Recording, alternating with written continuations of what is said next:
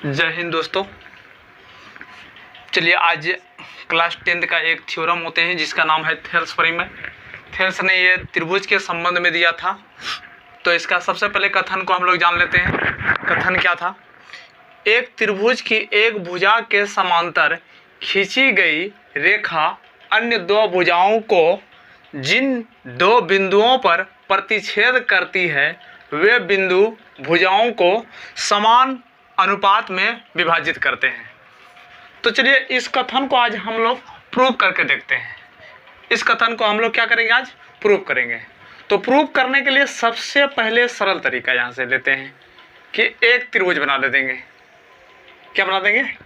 एक त्रिभुज बना देंगे और इस त्रिभुज में एक समांतर भुजा खींच देना है। क्या खींचेंगे? अब त्रिभुज का नामकरण कर सकते हैं अपने से कि ए बी सी। त्रिभुज के तीनों भुजा क्या हुआ?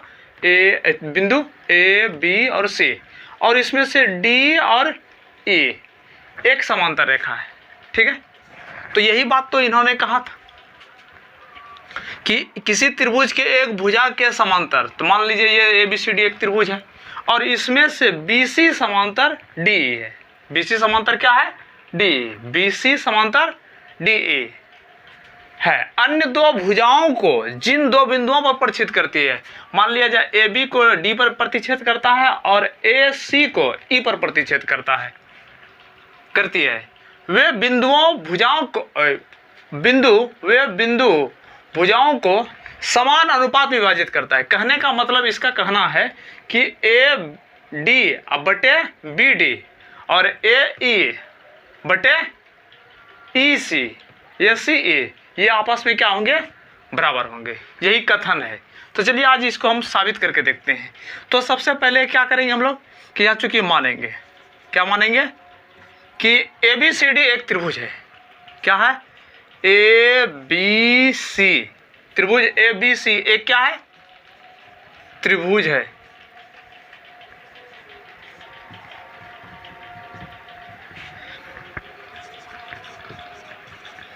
जिसमें बी सी समांतर डी ई है। इतना तो लिख ही सकते हैं इस त्रिभुज से ही। अब यहां पर हमको सिद्ध करना है। क्या करना है? सिद्ध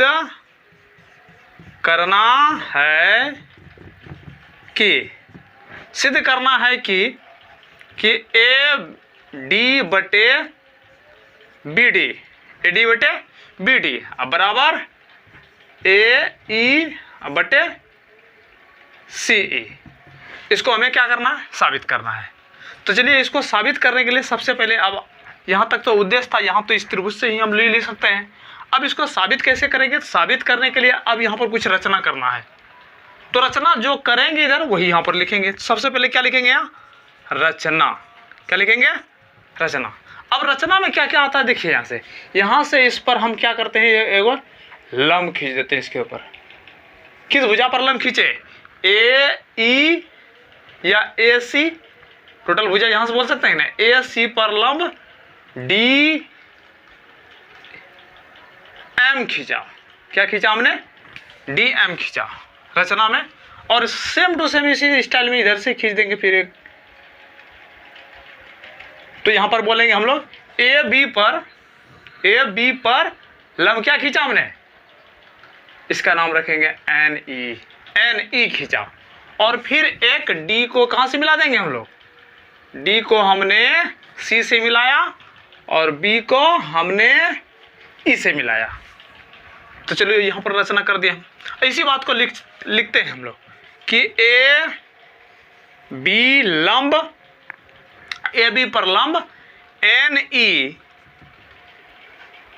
तथा ए सी पर लंब डी एम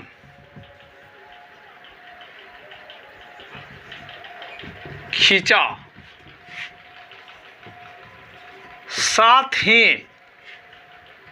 बी को ई से और सी को डी से मिलाया। क्या क्या मिलाया? यहाँ तक हम लिख देंगे। अब चले आते हैं त्रिभुज किसके, अब त्रिभुज की बातें करते हैं हम लोग। सबसे पहले त्रिभुज ले लेते हैं ए डी ई। कौन सा त्रिभुज लेंगे, ए डी ई का क्षेत्रफल। तो लिखेंगे त्रिभुज ए डी ई का क्षेत्रफल। ऐसे आप लोग जानते हैं कि त्रिभुज का क्षेत्रफल क्या होता है, 1/2 गुना आधार गुना क्या होता है, लंब। आधार गुना क्या होता है, लंब। ये त्रिभुज का क्षेत्रफल बराबर होता है। तो इसके मुताबिक हम लोग यहाँ पर चलते हैं ए बी सी में, ए डी ई में। तो ए डी क्या होगा, आधार होगा, और एन ए क्या होगा, लंब हो जाएगा। तो त्रिभुज का क्षेत्रफल क्या होगा, 1/2 गुना क्या, आधार में क्या आएगा, आधार में ए डी गुना लंब क्या होगा, एन ई हो जाएगा। अब चलते हैं दूसरा त्रिभुज फिर से लेते हैं हम लोग कि बी डी ई में। त्रिभुज कौन सा लेंगे, त्रिभुज बी डी ई का क्षेत्रफल। तो बी डी ई का क्षेत्रफल लेंगे तो 1/2 हाफ लगेगा। और इसका भी यहाँ पर देखिए, इस त्रिभुज का क्षेत्रफल ले रहे हैं, क्षेत्रफल कौन सा ले रहे हैं, बी डी ई। इसका आधार ले रहे हैं बी डी, लेकिन लंब इसका तो यही रहेगा, एन ई। लंब क्या रहेगा, एन ई, क्योंकि त्रिभुज के बाहर भी लंब हो सकते हैं, त्रिभुज के बाहर भी लंब हो सकते हैं। तो इसलिए यहाँ पर हम लोग क्या करेंगे, बी डी गुना क्या करेंगे यहाँ पर, एन ई। चलिए अब दोनों को अनुपात कर लेते हैं, दोनों को क्या करेंगे, अनुपात करेंगे। तो त्रिभुज ए डी ई का क्षेत्रफल, एरिया, ए आर का मतलब समझ लीजिएगा एरिया, ठीक है। उसके बाद 1/2 A D Guna N E, और इसके नीचे बटे त्रिभुज बी डी ई का क्या लिखेंगे, एरिया, और बराबर में बटे में क्या, 1/2 गुना बी डी गुना एन ई। तो इस तरह से हम देखते हैं कि हाफ कट गया इसका, एन ई कट गया। तो यहाँ पर क्या बच के आया, त्रिभुज ए डी ई का क्षेत्रफल मतलब एरिया, अब बटे त्रिभुज बी डी ई का एरिया, बराबर कितना हो जाएगा, ए डी बटे बी डी। ए डी बटे क्या होगा, बी डी। इसको समीकरण क्या मानेंगे, फर्स्ट मान लेंगे। अब चलते हैं नेक्स्ट, पुनः फिर इस तरह से इस त्रिभुज से भी आएंगे, फिर से लेंगे ए डी ई का क्षेत्रफल लेंगे, और फिर लेंगे सी बी ई का क्षेत्रफल, और सेम यही प्रोसेस रहेगा। तो सबसे पहले लिखते हैं हम लोग त्रिभुज कौन सा, त्रिभुज लेते हैं ए डी ई का क्षेत्रफल। त्रिभुज ए, चूंकि त्रिभुज ए डी ई का क्षेत्रफल, तो यहाँ पर एरिया डायरेक्ट, तो इसका जो क्षेत्रफल निकालेंगे तो 1/2, लेकिन यहाँ पर देखिएगा ए ई आधार हो जाएगा, और लंब जो लेंगे हम डी एम लेंगे। लंब क्या लेंगे, डी और एम। ए ई इसका क्या होगा, आधार। तो ए ई गुना क्या होगा, डी एम। अब पुनः एक त्रिभुज और ले लेते हैं, पुनः एक त्रिभुज लेंगे तो सी बी ई। कौन सा लेंगे, C B E.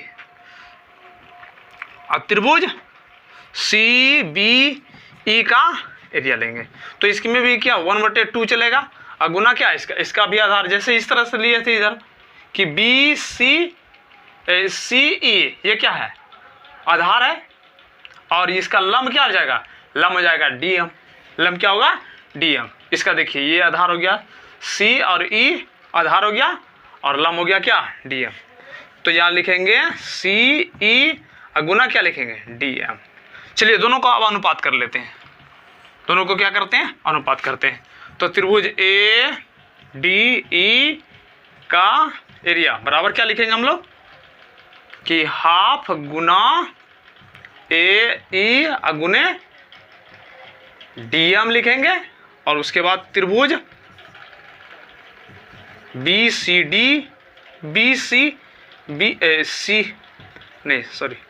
D E का एरिया लेंगे, तो लिखेंगे यहाँ पर क्या 1/2 गुना क्या सी ई गुना डी एम लिखेंगे, और डी एम कैंसिल, और ये दोनों भी कैंसिल। अब बचा क्या बचा क्या रह जाएगा कि त्रिभुज ए डी ई का एरिया बटे त्रिभुज क्या सी डी ई का एरिया बराबर क्या होगा यहाँ पर कि ए ई बटे सी ई, ये आपस में हो जाएगा। ये समीकरण क्या हो गया सेकेंड।